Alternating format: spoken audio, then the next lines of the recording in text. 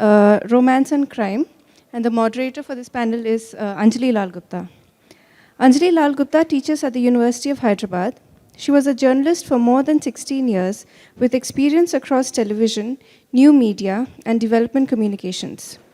At CNBC TV 18 in New Delhi, she held various positions from correspondent to features producer in a tenure spanning over 6 years. As web editor and images manager for the international development agency ActionAid, she researched, wrote, and edited features for their website and publications.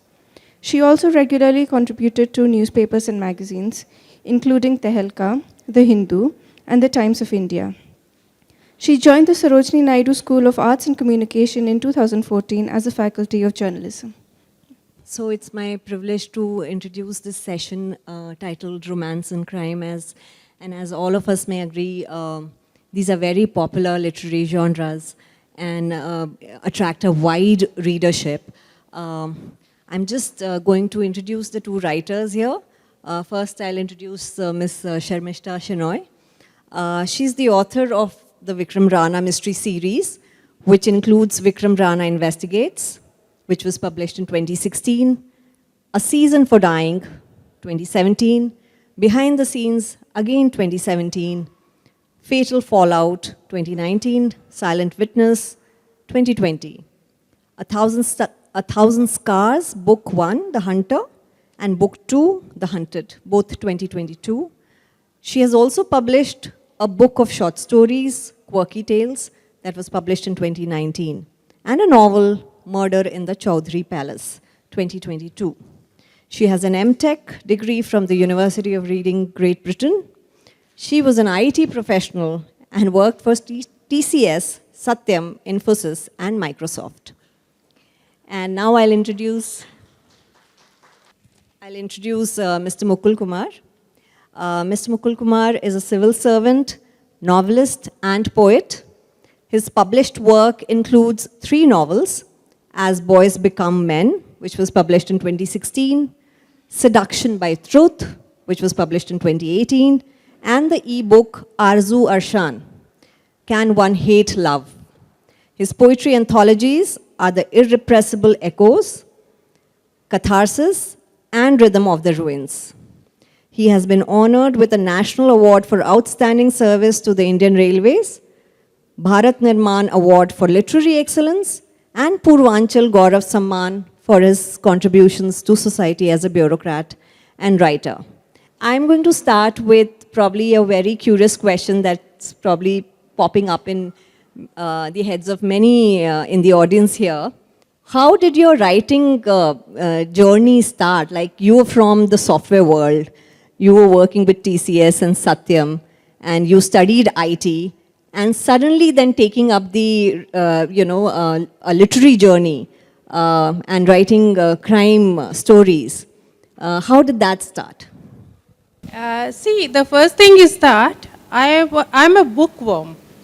In fact, I used to get beaten up when I was in my school, because I used to read storybooks more than my textbooks.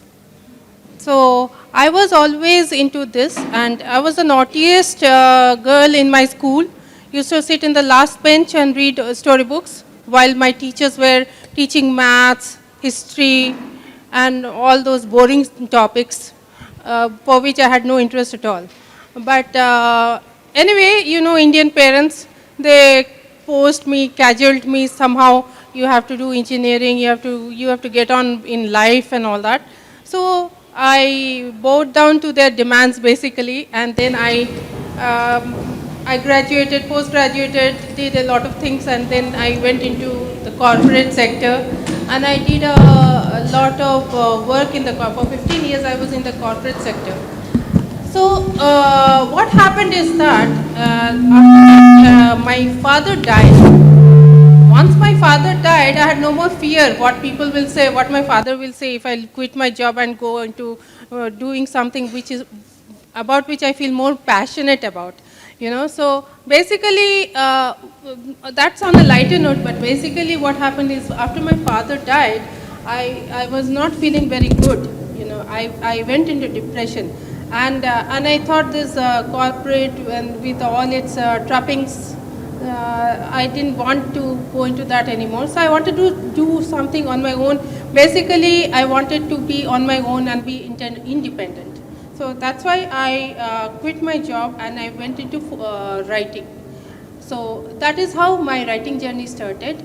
And the other reason is that I was reading, as I told you, I'm a bookworm. So after I quit my job anyway, I was reading one book, and it was really a very bad detective novel. And I thought, oh, I can do better than this. So, and my son was at that time a very small child. He was quite small at that time. And one of his quirks was that he always wanted to, I had to tell him a story before he would eat. And every day, how many stories I can get. So what I used to do when he was going to school, and CID was his favorite. So what I used to do is whenever he used to go to school, I used to write something about, I invented a detective called Vikram Rana, and I used to write something about Vikram Rana. So, and then he liked it so much, and after I finished the story, he said, "Mother, why don't you publish it?" And I said, "Oh, who will read my stories?" So what I did was I self-published in Amazon ebook, and I printed 100 copies. 100 digital copies, and I said, okay, if 100 copies sell, it's good enough for me, I don't care anymore. I made my mark as an author.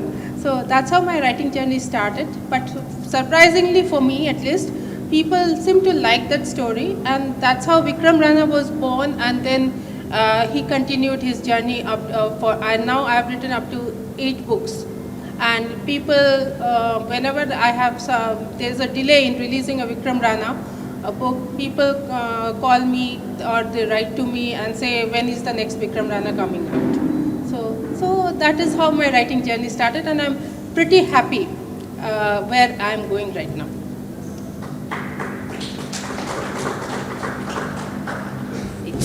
Yeah, Mr. Mukul, Kumar. Tell us something about your writing journey, and you're in bureaucracy, you work with Ministry of Railways. So how did you get interested in The two writing? questions are so different. Yes. Your question is basically for me to reflect on how my literary journey Yes, started. yes. As far as my memories take me back, I can vividly recall a schoolboy quietly sitting in a corner and scribbling a few verses. So what I feel, it was there in the beginning, the germ was there right from the beginning. And at this stage, I firmly believe that art is a matter of gift. It is not that you choose art chooses you, nature chooses you for certain expressions. And fire of creativity was there in me.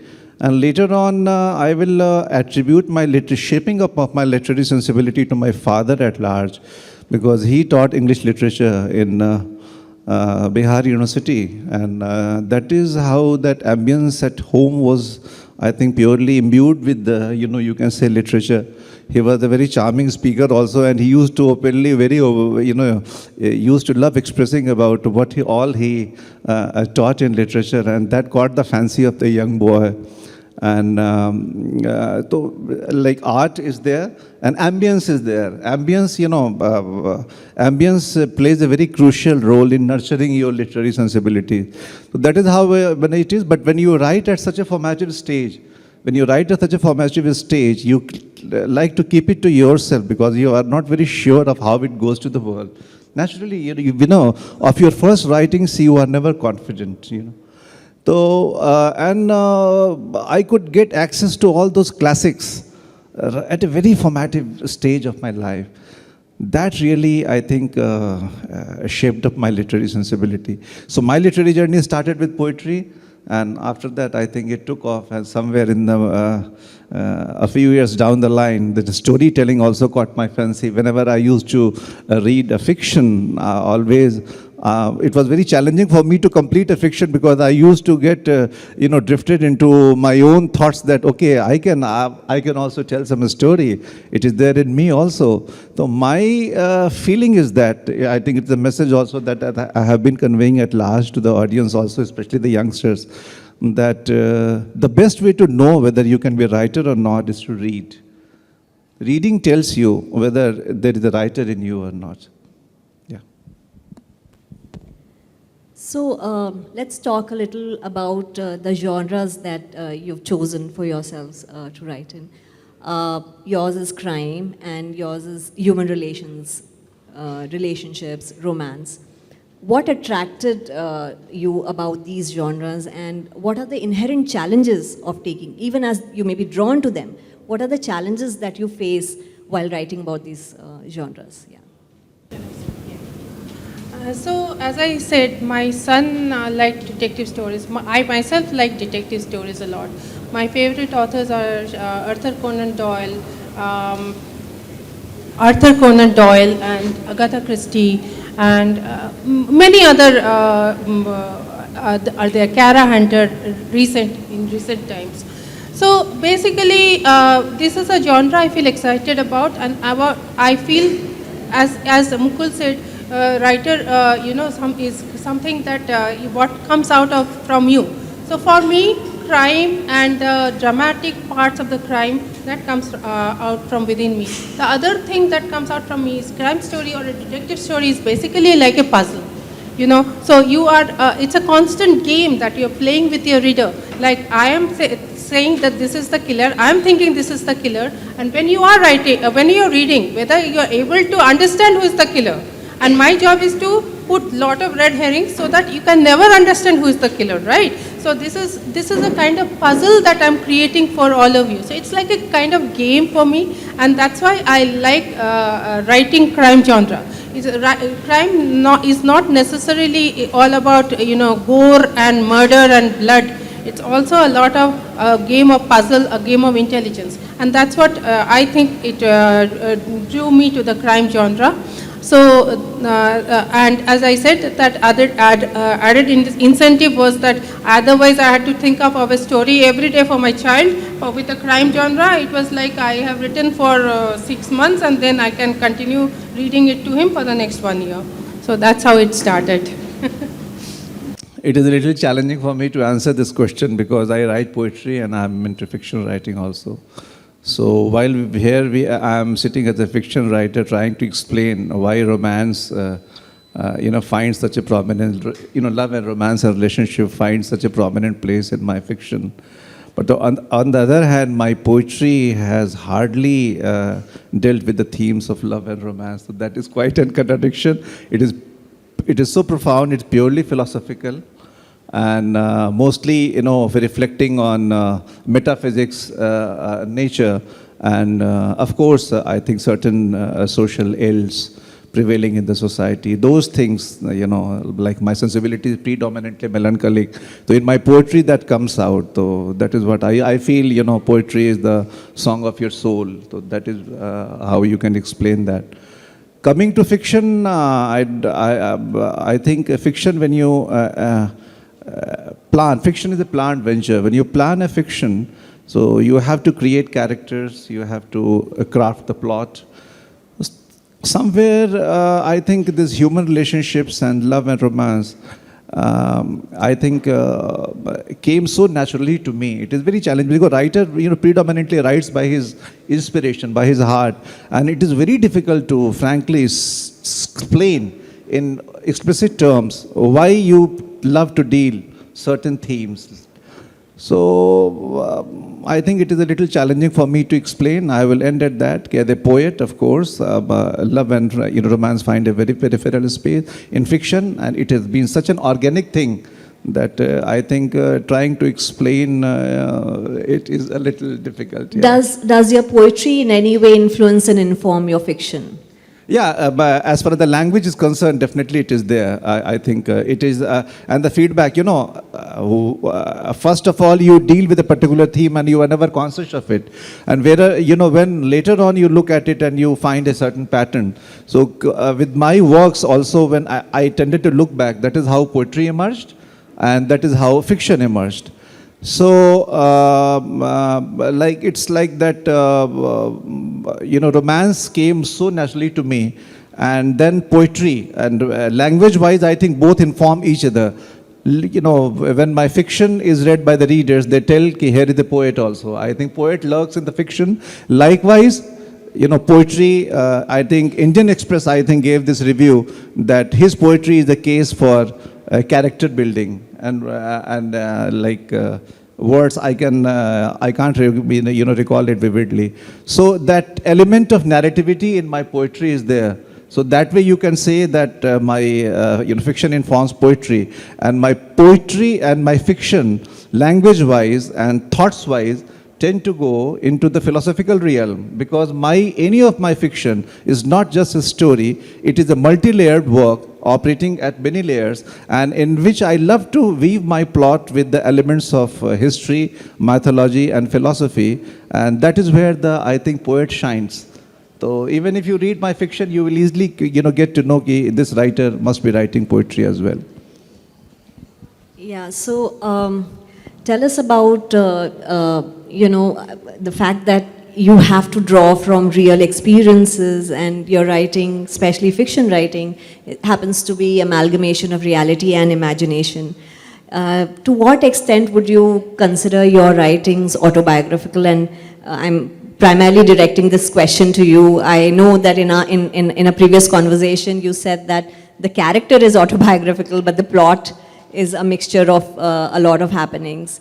And in your case, Ms. Sharmishtha, the latest book that you released, The Hyderabad Highest, is actually non-fiction, and it's based on a true crime story that actually happened in 2018, where Nizam's jewels and very precious artifacts were stolen from the Nizam Museum. So to what extent would you let your creative expression, a free rein when you're actually writing about real incident? Yeah, please, you start. Yeah. Fiction, yes, realities do find a very prominent place in fiction. But when I say that, when realities are wedded to imagination, no, it metamorphoses into something absolutely different. So at times you will find that a single character can be a combination of 3-4 characters who have crossed your life. Likewise, a story also can be inspired by the real life experiences, as well as when you start treating, when a writer takes up something real also, his imagination transforms it completely. So coming to this novel, I will illustrate why this question is always posed to me. My first book dealt with the theme of coming of age, and I confess that it was predominantly autobiographical. And the character of Mihir, of course, I have again confessed it was me in that. So that was predominantly autobiographical fiction, you can say, because certain elements are there which are fictional also, so you can't claim it to be a non-fiction. So most of the experiences were also real. But then the way I structured the conversation amongst those 3 aspirants of civil services, just to consciously weave in the elements of history, philosophy and religion, but the deeper and finer things of life, there I think the writer I think came into the picture. But in later work, like Seduction by Truth and Hair, geographical setting, of course, you love to use the actual theaters of your own experiences, life experiences, but the events purely can be fictional and with some dash of reality also. Like Lost in the Love Maze is the setting of IS Academy in Mussoorie and Delhi University, and these two have been the prominent theaters of my experiences in life, but the events are predominantly fictional in this Lost in the Love Maze. So that is how it is. It is such an interplay between reality and imagination that it keeps varying from work to work. So while the first book was predominantly autobiographical and dealt with realities at large, later 2 works, while the setting being the real, events were predominantly fictional. Yeah, coming to my book, it's about true crime. It's about the Nizam's Museum in the Purani old city of Hyderabad. In the Nizam's Museum, there are lots of artifacts, very, very expensive artifacts, which are very poorly guarded. Okay, So what had happened was there was a theft in the Nizam's museum, and this story is about that. So this book, actually, what had happened, I was thinking of writing a true crime story. I was tired of writing fiction, so I thought I will write something true crime. So what happened was I went to the then Commissioner of Police, Mr. Anjali Kumar, and he said, why don't you write about the Nizam's museum theft? Because that is my most wonderful case. You should write about it. So that's how it had come about. So what has happened is, if you know about the Nizams, Mir Osman Ali Khan was the last Nizam of Hyderabad. So that is in the British India. And if I want to tell you something, I really admired him after doing a lot of research. When I was doing research for this book, he was one of the greatest men as far as I am concerned, because let me tell you some of the juicy stories about him first. What he used to do was he used to wear a hat which was 35 years old. Okay? And he used to wear mud color clothes so that even if they get dirty, you don't need to wash them so many times. And then what he used to do is, if guests used to come, he used to serve them tea and 2 Osmania biscuit. That Osmania biscuit is based from his name, basically. So he was like this kind of person, conjuice, and if foreign delegates came to him with cigarettes, he used to take 5-6 cigarettes from them, and he used to keep it in his cigarette case. At the same time, he used to use a diamond as a paperweight, which is famously known as the Jacob diamond. Okay, it was a 25 carat or 125 carat diamond.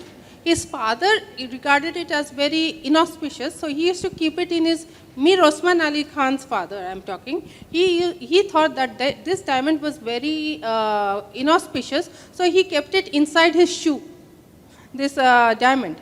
And when he died, when the Mir Osman Ali Khan became the Nizam, he found this diamond inside the shoe of his father. So he began to use it as a paperweight. So there's this person who is like wearing a 35-year-old hat, and at the same time using a Jacob diamond, which is 125 carat diamond, as a paperweight. Okay, so, and who used to serve his guests, whatever kind of guests can come, they would be served 1 biscuit and 1 cup of tea. Number of guests as 10, then 10 biscuits, something like that, But if you think that he was only very conjuice kind of person, you will be totally wrong.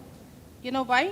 Because 11% of his annual budget he used to keep aside, he used to set aside for education. And that education was available for Hindus, Muslims, Buddhists. At that time, he was a very secular man. Not only that, Hyderabad used to get flooded quite a bit. So at that time, what he did, his Himayat Sagar, Osman Sagar, these are the 2 sagars that he has built so that Hyderabad no longer gets flooded.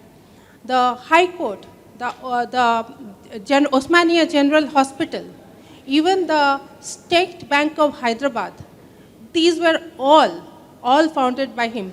Osmania University, he himself designed that Osmania University, and that Osmania University has elements of Muslim architecture, Buddhist architecture, Hindu architecture. So this was Mir Osman Ali Khan, a man of contradictions, and he was the richest man on the earth in the year 1937. It was not Bill Gates, it was not Elon Musk, it was in our own India, the Nizam of Hyderabad, who was the richest man. And there's a Times magazine cover on 22nd February 1937. He was declared the richest man in the world. And you might be wondering from where all his wealth came. All the wealth came from the Golconda diamonds. The Golconda mines, diamonds was discovered there, and it used to be sold all across the world. And he was the sole owner of that, and So he was the richest man, and at that time his wealth was around in today's age it is around $236 billion, which is 1% of the GDP of US. So he was that rich. And you will be amazed to know that even though in 1937, 1940, he was the richest man in the world, all his wealth was gone by the year 1990. And it was all spent by his grandson. His own son he was very disappointed by his son. So he bypassed his own son and he made his grandson Mukarram Jha the inheritor of his wealth. So within Mukarram Jha for till 19 he became the titular head, the Nizam, because he was given the Nizami position in 1967. So in 1967, because at that time India had already gained independence and all those Nizams and Nawabs and kings and all those things had gone. So he was the titular head.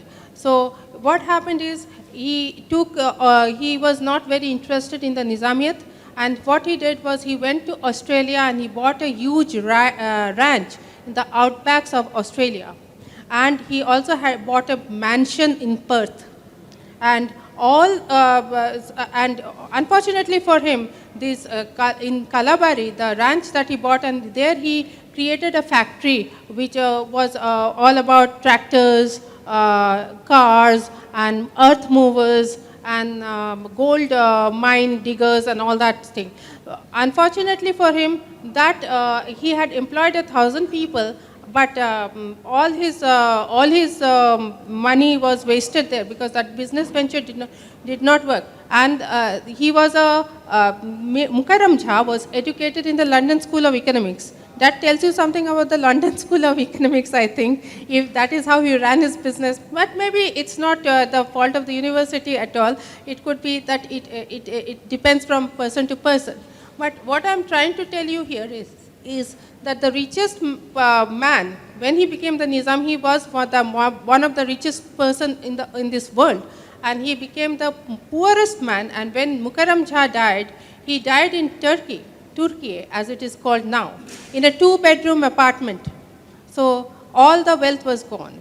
Now why am I telling you all this is because, what had happened is in the year of 1936, the old Nizam, Mir Osman Ali Khan, he completed 25 years. So once he completed 25 years, there was a celebration which was held in 1936. In that 1936, from all over the world, people, sent him very beautiful gifts, gold sets, gold diamond sets, and all that. So what he did was, all these gifts that he got, he put it in the Nizam's museum. That is in the old city. It is not as glamorous as the Faluknama Palace. It's not, it's not nothing. If you look at it, it is quite decayed and old. But there are some very fancy pieces inside. And what had happened is, when Osman Ali Khan had, when Mukarram Jha had actually lost all his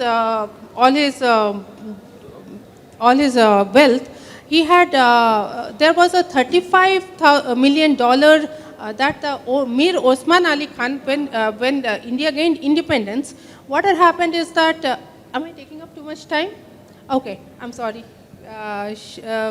So Mir Osman Ali Khan, he had actually, what he had done is that he had set aside $35 million because he wanted to fight the Indian government. He didn't want to join as want to become a part of the Indian government. So he wanted to fight and he wanted to have his own sovereignty.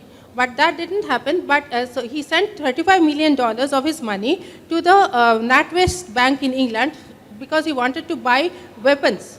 Whatever happened, that $35 million remained there in the NatWest Bank, and the Nizam was defeated by the Indian government in 5 days flat. And then he decided to join the Indian government, and he became the Raj Pramukh. Okay, so this Mukarram Jha, when he lost all his money, what he did was he went to court. The government of India, with the help of government of India, he sued the Pakistani government and got this $35 million, and then he kept this $35 million with him. So that's why he wanted to, because the richest man doesn't care about $35 million, but he did, because by that time he had become extremely poor. Thank you. So let me just touch upon the aspect of research for your work, right? There is very strong sense of place and location. So geographically, how did you build the locations of Mussoorie, the training center, and Delhi into your book? And you yourself have just now mentioned the Nizam's Museum. So how often would you recce? And tell us something about the aspect of access. You've already mentioned your research. The access to documents, the access to Mr. Anjali Kumar's appointments, how did you get hold of them? I'll request Mr. Kumar to first, yeah. And could you please also read a passage highlighting? But at the outset, I told you that, settings like you are talking about Mussoorie, because I happen to be there for my training. And then Delhi University, of course, I have studied in Delhi University. So settings predominantly I have used, but in my second novel, that took me to even Italy. To complete that last scene, as I was sharing you, and it had a very global kind of setting. And if you are talking how setting inspires my fiction, I would like to read out a passage. It is an epilogue. An epilogue is like, it is my present office there, near this India Gate and Rajpath. And that is how it is like. First, let me tell you a little about this thing. This novel has been lost in the love maze. This novel has been written in the flashback. And a bureaucrat in his midlife is trying to reflect on his youth and love stories that, that cross, I think, of which he was a part during his youth. So he is trying to reflect on those times when his beloved had told she had gifted him a pen, saying that one day, sitting in one of these offices, I know that you would love to write our love story. But first, I think we should have talked a little about the story, so that the otherwise audience cannot connect, directly with the epilogue directly. I think it was better. So I will tell a little about the story. Okay, sure. So this is the story, involving having four characters. Three are bureaucrats and one is an academic in Delhi University. And I call it a love quadrangle in the sense that lost in the love maze. Why this maze? This maze because all of them are thrown into a kind of this maze of love. It consists of one two-sided love and two unrequited love, one-sided loves. And at the end of it, I think all of them are left alone. No love culminates into togetherness. So that is how this title has come out, Lost in the Love Maze. And why the protagonists Mihir and Jyoti? I think Mihir and Jyoti are the main, central characters of this novel. And both are in love with each other. And while Mihir is tied very passionately and emotionally with his parents as well, and while Jyoti is of course, is there in his life, and she was the one who got attracted to him, and he is trying to respond to her advances. But initially their chemistry was very silent. He was unable to advance because he was choosing ambition over love. He was really scared whether this love can come in the way of my ambition. So, and while Mihir started gradually when they met again, and that their togetherness, I think, started having a fresh journey. While Mihir was gradually moving from duty in the sense when I say parental love to romantic love, Jyoti was gradually moving from romantic, love to like parental love. And suddenly her family circumstances demanded her presence. So that is how, and ultimately they could not be together. So here is a bureaucrat who is trying to reflect on those times. Finally, Mihir has fulfilled Jyoti's wish. To write the story of their love someday. And this day, that someday when Mihir has finished writing the story, almost 20 years have passed since the day Jyoti made the wish. The day after, when Mihir reaches the ministry in Lutyens, Delhi, his present office in the city, he is under the spell of intense emotions. While returning from his office, the sight of Rajpath instantly reminds him of his bike ride with Jyoti and her words that sometime in the future, when he would adorn a chair in one of the Lutyens buildings, he decides to get down from his car and takes a stroll along the fated Rajpath, emotions welling up inside. His mind reflects, Jyoti, I met your prophecy, and the feeling is again fabulous. Your words, sacrificing lover for love, with central reference library as the witness, reverberate through me, bringing a new revelation. I feel your love was truly unique, more heard than seen, simply fated. Your love found consummation in our separation and showed how sacrifice could breed a sublime pleasure. Plato wished that the ideal city, Plato, that famous Greek philosopher, Plato wished that the ideal city, which for him was Callipolis, should be ruled by a philosopher king, as he wished for the union of power and wisdom, and for a political capital, what wisdom can be more relevant than the one which professes sacrifice? Is politics not about power with service, and is sacrifice not the soul of service? Today, as a bureaucrat, I feel that in giving Delhi this political capital, this monument of love, you have ended up giving it a monument of the greatest wisdom in which sacrifice breeds a sublime contentment. And what can be a better monument than a library which is the house of wisdom? The thrill Mihir feels is poignant and ignites his melancholy into a brilliant glow. He drives back with tears of ecstasy. Tell us something about your access to, police documents, your appointments with former Commissioner of Police Anjali Kumar.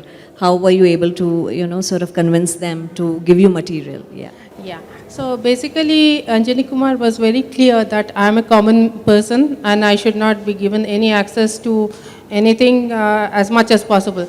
But I spoke to all his subordinates, I begged, I cajoled, and then what they did was they gave me access to all the files, but they said, you go and sit there in that corner, you go and read through all the files, and you make your notes, nothing is to be taken out of this precincts, basically. So whenever they were not looking, I was taking some pictures of the documents because it was very difficult to read through so many pages of documents all the time.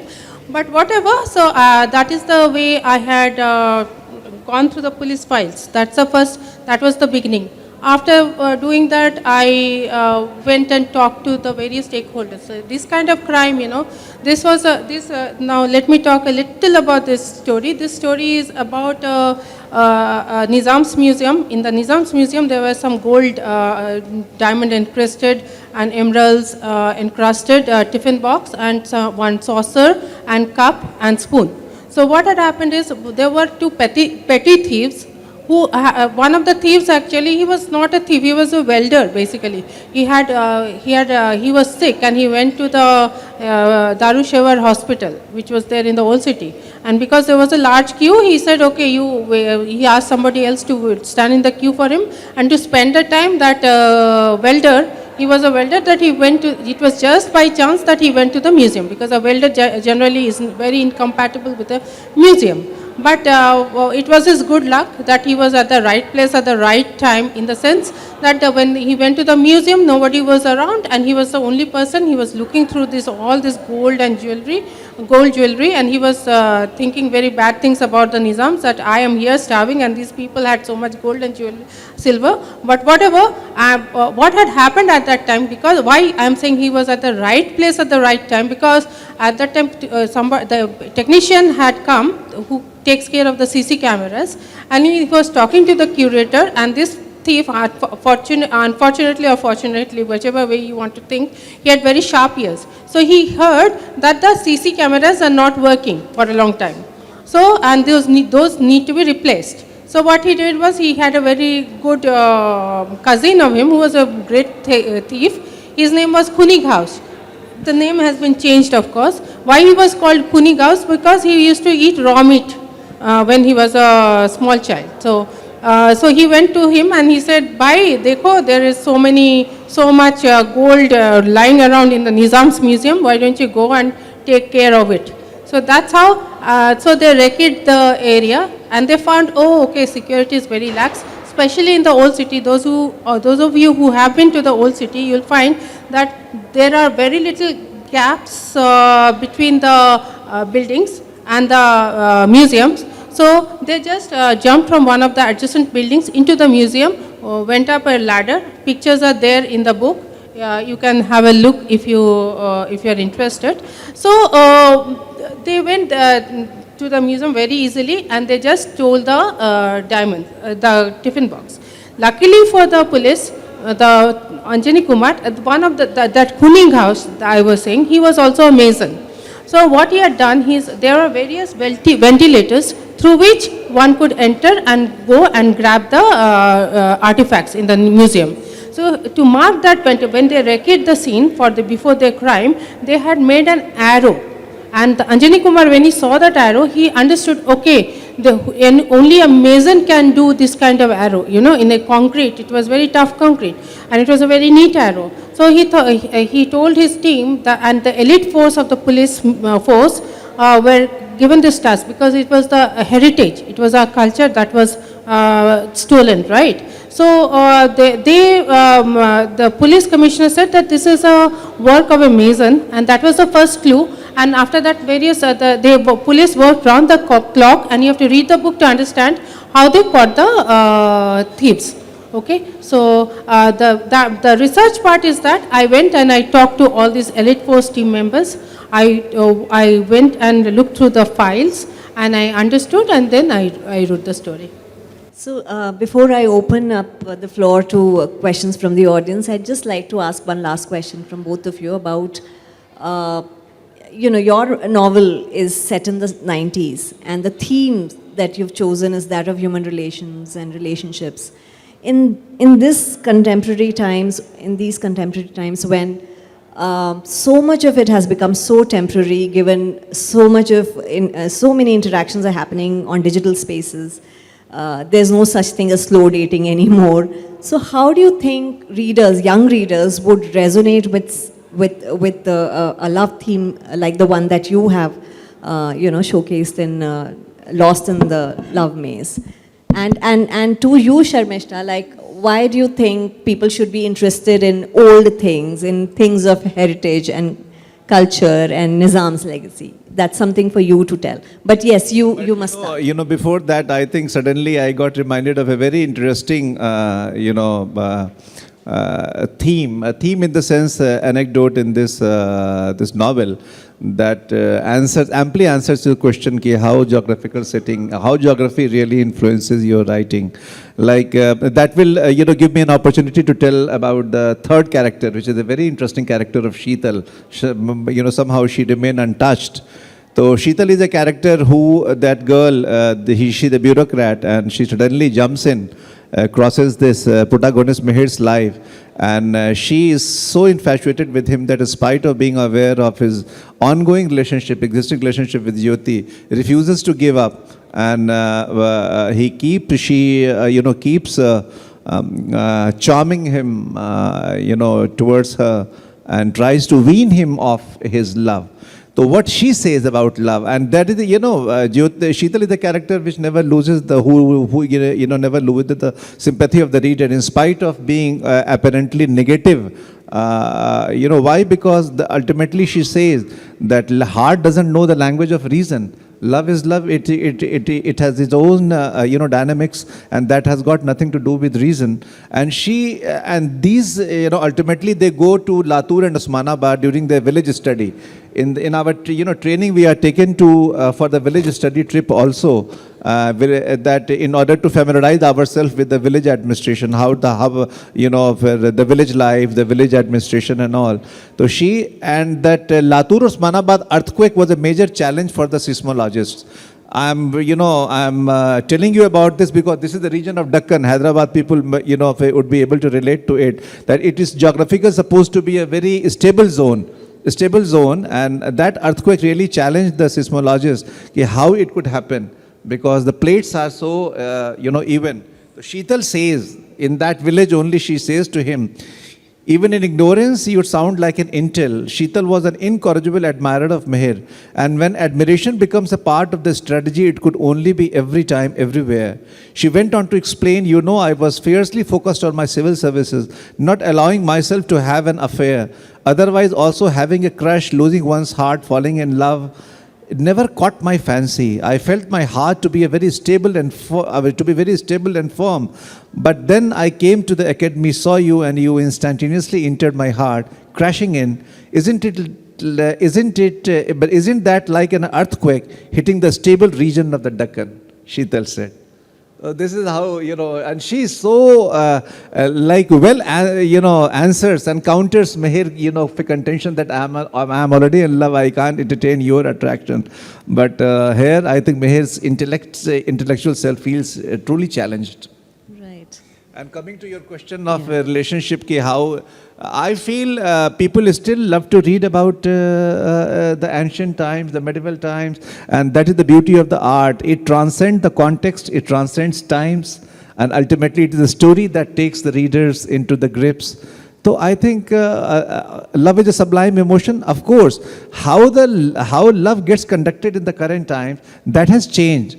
Emotion hasn't changed, but the expression of the emotion has changed. Commitment has become, a challenge. Commitment has become, like I was sharing with you, why? Because in the current times, if you allow me the opportunity to reflect, in the current time, two things are happening. First, first of all, because of this technology and this communication coming in, this social media coming in, you are connected to a much wider world. So people earlier, what used to happen, people immediately operating in their own surroundings used to interact with you, and now temptations are flying thick and fast. So there is the every possibility that somewhere I think you can come across a person who really catches your imagination, catches your fancy, and you may tend to like that person. Love can happen multiple times in a life, of course, but I cannot rule out the possibility. So that is how it is. It is a real challenge. The commitment is the biggest casualty, and for obvious reason, I think we have to live with the times, and we have to live in the with the current times and accept how it is, what it is. I would just like to say I am doing a book giveaway. So those who are interested, after this session, I'll be there outside. You can come and meet me, and I'll like to do some giveaway of my books. Hello, did you hear me all? Yeah. So I'm doing a book giveaway. So if you're interested, you can come and meet me after this session. Okay, I'll be outside. Regarding this, mine is a crime thriller book. Even this book is a crime thriller. I'm very true to my genre. I never deviate. So even though it has elements of history in it, it is still a game of cat and mouse. How the thieves get away, and then how the police follow them. So this is, I think, universally appealing across all ages and all cross sections. So even though the thieves took a lot of risk, I don't take risks. Okay, so maybe we have time for 2 questions, maybe? Yeah? Any questions from the audience? Okay, yes, here. Hello, can you hear me? Yeah, I think it's a very general question to Sharmishtha. So what it is to being a female crime writer? Well, females are deadlier. They are supposed to be deadlier, and hell has no fury like a woman's font. You know that phrase anyway. So, and even if you look at empresses, and female empresses are always far more ferocious than the males. So don't take us for granted. And the second thing is that, you know what, it's a lot of puzzles, as I said, it's a lot of puzzle. And it is a lot of also, research. So even though that research should be, it's like salt. It should not be too much and not too much on your face also. But I made a mistake. I put 2 less salt once in one of my books. Like in Fatal Fallout, what had happened in one of my books, it's a Vikram Rana mystery. The criminal, what he does, he inserts a tube inside his arms, and he puts another person's blood inside. So whenever the police do a blood test for DNA evidence, he asks them to take it from the wrist where that tube is there, and the fake blood is there. So I got a 1-star rating in Amazon, Goodreads, and anywhere else that reader could find to give me a 1-star. And he said, this kind of thing is not possible. I didn't expect from you this kind of thing from you, Sharmishtha. So what I did is my next edition of that book, when I got it printed a second time, I wrote a reader's note and I gave the link to the Wikipedia page and I said this is a true story, and I got inspired to write this detective story because of this incident. I'm getting a notification from the organizers that we just have 0 minutes. Can we invite just one more question? Just one more question. Yes. Thank you. I'll keep this brief. At the beginning of the session, both of you spoke about your childhood journey. Mr. Mukul, you said you were exposed to literature, classics, and you were encouraged to be a writer. While on the other hand, Sharmishtha ji, you had a very contrasting journey where you were not given the freedom to pursue, and at a much later stage you pursued it. So keeping that in mind, what would both of you advise to children these days? Should they continue to pursue their love for writing while balancing their education, or should they wait until they set up a career and establish themselves and then come back to writing? This question has been posed to me at various forums, and I love to answer because that way, if I could be of some help to the youth, I think it would be my, sheer fortune. I feel that I'm in civil services. You're supposed to be one of the most prestigious careers, but even somewhere in the midlife, I think that sense of incompleteness gripped me because the writer and the poet, I think they were already there in me. And the good thing is that I could figure out the path out of that midlife crisis. So I keep advising the youth at large, never ignore the calling of your heart, never ignore the calling. And right from the beginning, I think you have to take it forward in howsoever lucrative career you end up in. Somewhere, I think passion is the seat of passion is soul. So ultimately, soul will tend to knock every now and then. And midlife is the time when you tend to look back and reflect what all I have gained, what all I have lost. That is the time to review your life. I think before that stage itself, if you are really conscious, you don't ignore that calling of your heart. I think it would be absolutely wonderful because after I took to serious writing, I could learn what the real happiness is, let me tell you. Many a time we discover happiness at a much later stage. What we keep thinking happiness is, sheer pleasure. But this, happiness I could really experience. It is sublime, it is matchless, something I had never experienced before. So I think this creative pleasure is something I think which doesn't have to be missed out. I think it must. And ultimately, I think it will hold you in very good stead in the later part of your life. I have personally experienced. Yeah, for me, it's the same thing. Follow your heart. But the only thing is that you can't make a lot of money by being a writer, for example. I can guarantee you that. So what you should do is you should always have a fallback plan. Make fallback plan, but always pursue what you want to do, really. Because that's the only when something comes from your heart, that's when you give it your best shot. So thank you to both the writers for gracing this occasion, and thank you so much for the audience for being here.